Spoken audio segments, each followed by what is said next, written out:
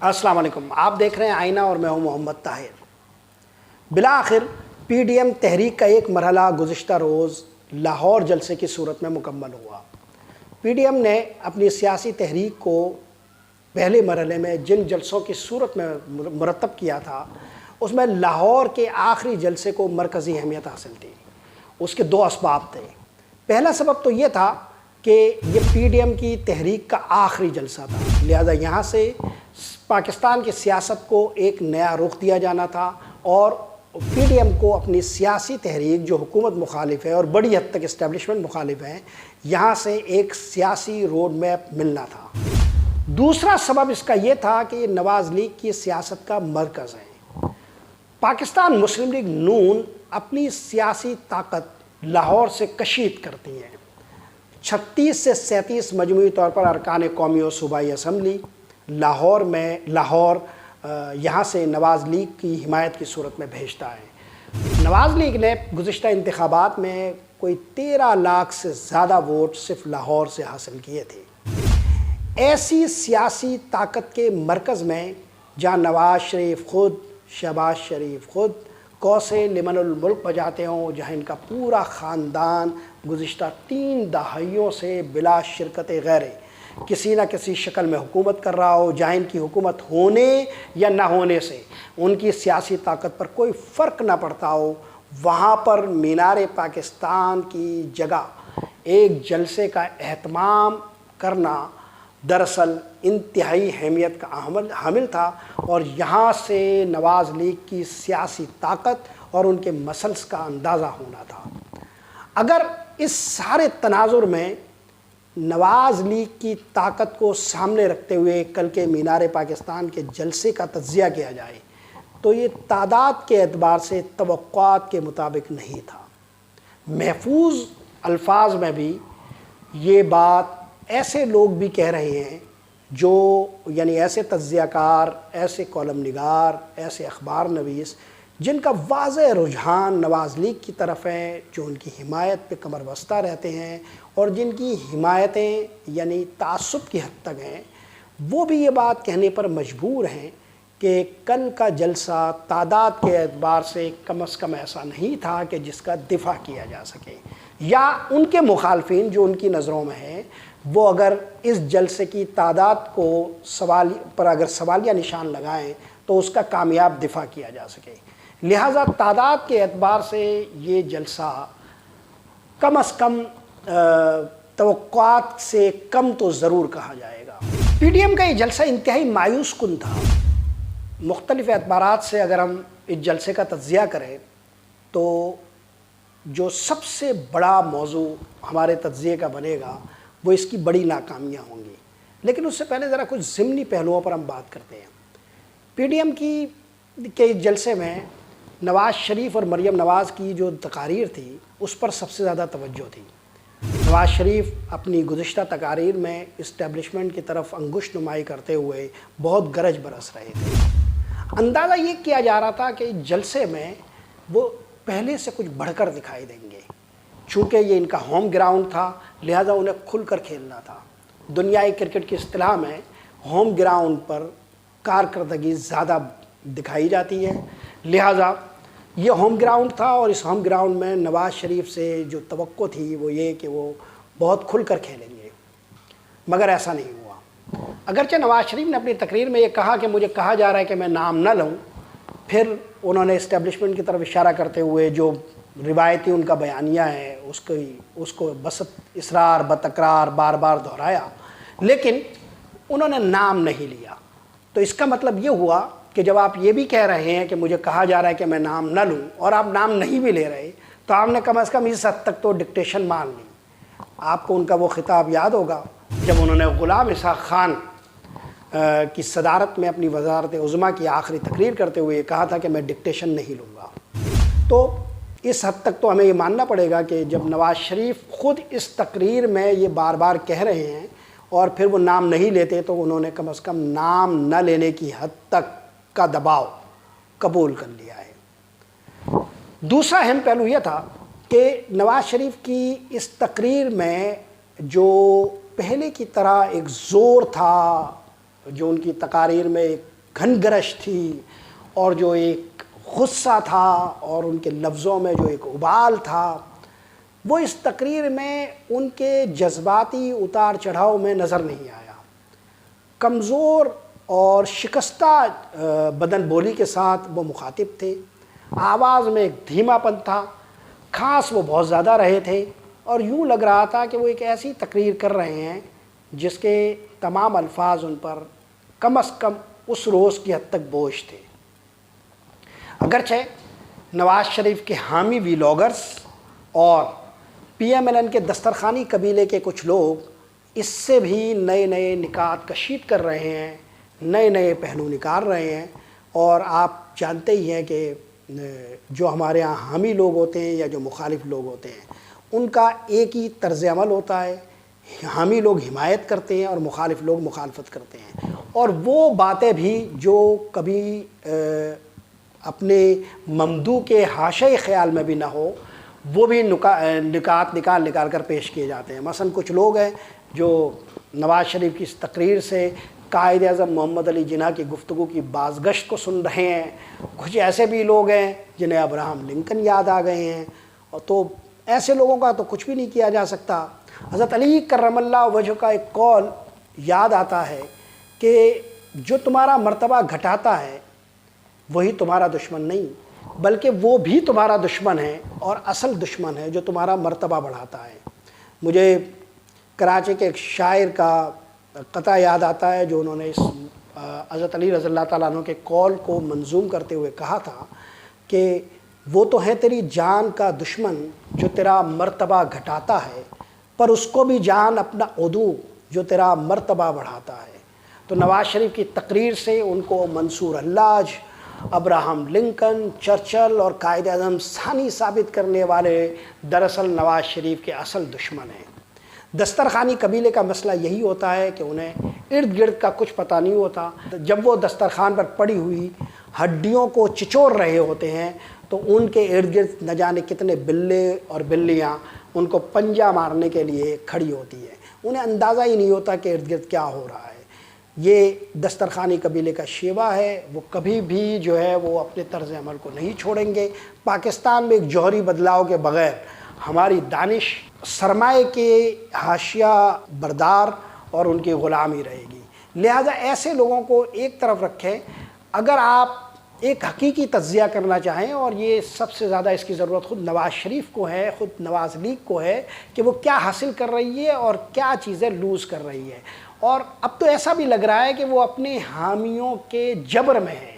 ان کے حامی انہیں جہاں پہنچانا چاہتے ہیں وہاں وہ اپنے سیاسی تدبر اور اپنے سیاسی ارادے کے بجائے اپنے حامیوں کے پیدا کیے ہوئے سیاسی جبر میں پہنچنے پر مجبور ہیں۔ اس طرح پیش قدمی کی طاقت نواز شریف کے ہاتھوں سے ان کے حامیوں نے اور ان کے دسترخوانی قبیلے نے چھین لی ہے۔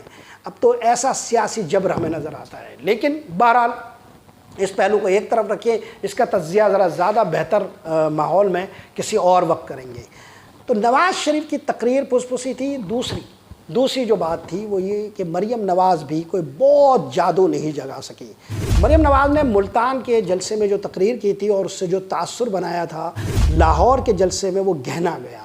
مریم نواز کا لاہور میں خطاب کمزور اور انتہائی سطحی تھا، اور انہوں نے پرانی باتوں کو ہی دہرانے پر اکتفا کیا۔ یہاں وہ کوئی نئی بات نہیں کر سکی، جبکہ یہ ان کا ہوم گراؤنڈ تھا، اور مریم نواز کو اپنے سیاسی مستقبل کے لیے جس علاقے پر وہ انحصار کر رہی ہے وہ لاہور کا علاقہ ہے، تو کم از کم ملتان سے زیادہ بہتر کارکردگی کی توقع ان سے یہاں کی جا رہی تھی۔ ایسا نہیں ہو سکا۔ یہی صورتحال مولانا فضل الرحمان کی تقریر کی بھی تھی۔ وہ ایک کمزور تقریر کل کر سکے، ان کی تقریر میں وہ زور نہیں تھا، اور پھر ان کے چہرے پر بھی کوئی بہت زیادہ تازگی اور شادابی نظر نہیں آ رہی تھی۔ اس کا ایک سبب تو یہ بھی ہوگا کہ مولانا فضل الرحمان نے اپنی تقریر نواز شریف کی تقریر سے پہلے کی۔ اس جلسے میں نواز شریف نے آخری تقریر کی، جبکہ گزشتہ جو جلسے ہوئے تھے، چاہے وہ کراچی میں تو ان کو خطاب ہی نہیں کرنے دیا گیا، لیکن جو باقی مقامات پر جہاں انہوں نے خطاب کیے، گجرانوالہ میں، کوئٹہ میں، تو وہاں پر نواز شریف کی تقریر کو بیچ میں مقررین کے درمیان کرایا گیا، اور پروٹوکول کے حساب سے جو پی ڈی ایم کا سربراہ ہیں جن کی آخری تقریر ہونی چاہیے وہ مولانا فضل الرحمان تھے، تو اس پروٹوکول کا لحاظ ہر جگہ رکھا گیا۔ لاہور وہ جلسہ تھا جس کی میزبانی نواز لیگ نے کی تھی۔ اب یہاں پر نواز لیگ کی میزبانی میں پی ڈی ایم کے سربراہ کو ان پروٹوکول کے مطابق آخری تقریر نہیں کرنے دی گئی۔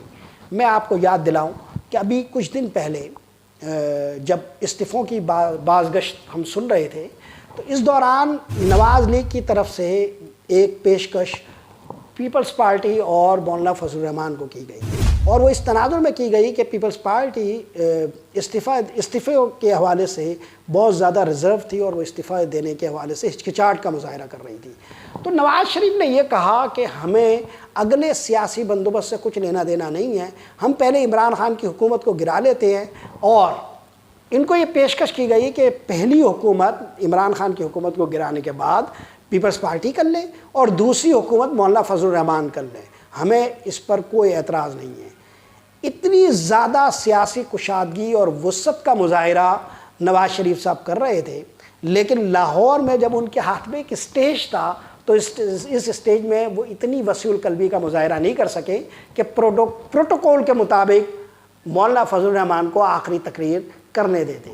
یہی وہ نواز لیگ اور نواز شریف کی مینٹلٹی افتاد تباہ اور سیاسی طور پر اقتدار کے اندر عدم شرکت کے حوالے سے ان کا اصرار اور طبیعت ہے، جس کی نشاندہی اکثر آصف علی زرداری کرتے رہتے ہیں کہ ہمیں ہر موقع پر نواز شریف سے دھوکے کا سامنا رہا ہے۔ وہ جب اپنا مطلب نکل جاتا ہے تو آنکھیں پھیل لیتے ہیں۔ ہمیں ان کے ایک دوسرے پر ماضی میں ان اعتراضات اور الزامات سے کچھ لینا دینا نہیں ہے۔ میں واقعات کو اس کے صحیح سیاق و سباق میں سمجھنے کے لیے آپ کو بطور حوالہ یہ مثال دے رہا ہوں۔ گویا نواز شریف فضل الرحمان اور آصف علی زرداری صاحب کو جو پیشکش کر رہے تھے کہ وہ اقتدار کے لیے، وہ اتنے چھوٹی جگہ پر اسٹیج پر وسیع القلبی میں بھی نہیں ڈھل سکی۔ تو مولانا فضل الرحمان جو ہے وہ بھی سیاسی بازیگر سمجھے جاتے ہیں۔ ہمیں اس جلسے میں ایک چیز یہ نظر آئی کہ جب مولانا فضل الرحمان اپنا خطاب مکمل کر چکے تو جمعیت علماء اسلام کے کارکنان کی ایک بڑی تعداد خاموشی سے اٹھ کر چلی گئی، اور نواز شریف کی تقریر، آخری تقریر کے وقت جمعیت علماء اسلام کے بہت سارے کارکنان مینار پاکستان کی حدود میں نہیں تھے، جس کی وجہ سے نواز شریف کی تقریر کے دوران مینار پاکستان میں افرادی قوت کی کمی واضح طور پر نظر آئی۔ پی ڈی ایم کے اس جلسے کے حوالے سے جو سب سے بڑی ناکامی ہے وہ یہ ہے کہ یہاں سے کارکنان کو کوئی لاہ عمل نہیں ملا۔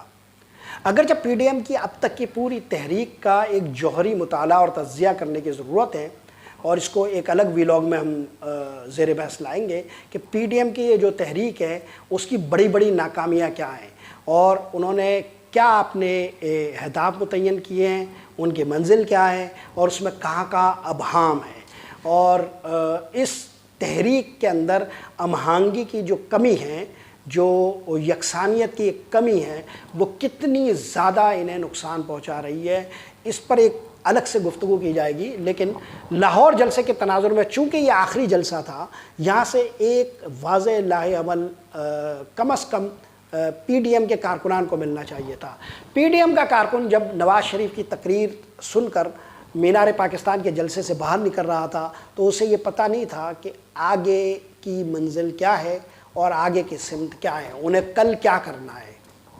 یہ جلسوں کی سیریز کے آخری جلسے میں اٹھنے والے کارکن کی ناکامی ہے، پی ڈی ایم کی قیادت کی ناکامی ہے کہ وہ اس جلسے سے کوئی واضح روڈ میپ نہیں دے سکے۔ اس میں دو چیزیں بالکل واضح تھیں۔ ایک تو یہ کہ اس جلسے سے پہلے ہم دو چیزوں کی بازگشت سن رہے تھے، لانگ مارچ کی اور استعفوں کی۔ ہونا تو یہ چاہیے تھا کہ استعفوں کے حوالے سے ایک تاریخ آتی اور یہ کہا جاتا کہ ہم فلاں تاریخ کو استعفے دے رہے ہیں، اور جو ہے وہ اس پر عمل درآمد ہو جاتا۔ لیکن ہم نے یہ دیکھا کہ مولانا فضل الرحمان نے اپنی تقریر میں دو باتیں کہی۔ ایک تو یہ کہا کہ لانگ مارچ جنوری کے آخر میں یا فروری کی ابتدا میں ہوگا، گویا لانگ مارچ کی تاریخ بھی یہاں سے پی ڈی ایم کے سیاسی کارکنوں کو نہیں مل سکی۔ پھر انہوں نے استعفوں کا زور یہ کہہ کر توڑ دیا کہ جب ہم لانگ مارچ کر رہے ہوں گے تو استعفے ہماری جیب میں ہوں گے. گویا لانگ مارچ کی تاریخ متعین نہیں ہے اور استعفے تب ان کی جیب میں ہوں گے جب یہ لانگ مارچ کے لیے جا رہے ہوں گے. گویا استعفوں کا وہ زور بھی ٹوٹ گیا کہ استعفے کب پیش کیے جا رہے ہیں, کیوں پیش کیے جا رہے ہیں اور ان استعفوں سے کیا حاصل کیا جانا ہے. تو اگر لانگ مارچ کی تاریخ نہیں ہے اور استعفے لانگ مارچ کے ساتھ منسلک ہے تو ان دونوں باتوں کا جو زور سیاسی مطلع پر موجود تھا, سیاسی آسمان پر موجود تھا اور کارکنوں کے درمیان اور پورے پاکستان کی سیاست میں ان باتوں کے حوالے سے جو ایک فضا بنی ہوئی تھی وہ سب خود پی ڈی ایم نے تحلیل کر دی. یہاں سے ہم 3-4 چیزوں کی توقعات کر رہے تھے. ایک تو یہ کہ وہ حکومت کو ایک واضح طور پر تاریخ دیں گے کہ انہیں کب استعفیٰ دینا چاہیے یا اس حکومت کو کب گھر چلے جانا چاہیے. وہ تاریخ وہ نہیں دے سکے اور یہ ناکامی تھی کہ صرف ایک دن بعد, یعنی آج 13 دسمبر کو یہ جلسہ ہوا ہے, 14 دسمبر کو پی ڈی ایم کو دوبارہ بیٹھنا پڑا اور آج انہوں نے جنوری کی ایک تاریخ دے دی ہے. گویا آپ ایک روز پہلے جو اعلان نہیں کر سکے اور ایک روز بعد یہ اعلان کر رہے ہیں تو خود آپ کو یہ اندازہ ہو گیا کہ آپ نے کل جو جلسہ منعقد کیا تھا اس میں آپ کوئی واضح ایجنڈا دینے میں ناکام رہے. اب آج آپ یہ کہہ رہے ہیں کہ 31 جنوری تک یا جنوری کی آخری تاریخ تک آپ اس حکومت کو استعفیٰ دے دینا چاہیے, ورنہ پھر جو ہے وہ پی ڈی ایم اپنے لاہ عمل کا جو ان کا خیال ہے وہ اس کے پر عمل کرے گی. اب مسئلہ یہ ہے کہ استعفے تو آپ کو دیے جانے تھے اور استعفے دیے جانے کا آخری آپشن آپ تبھی ایکسرسائز کر رہتے ہیں جب آپ یہ سمجھتے ہیں کہ حکومت مستعفی نہیں ہو رہی ہے. تو آپ ایک سیاسی نظام کو جامد کرنے کے لیے, سیاسی نظام میں تعطل پیدا کرنے کے لیے, سیاسی نظام کا پہیہ جام کرنے کے لیے اقدام اٹھاتے ہیں.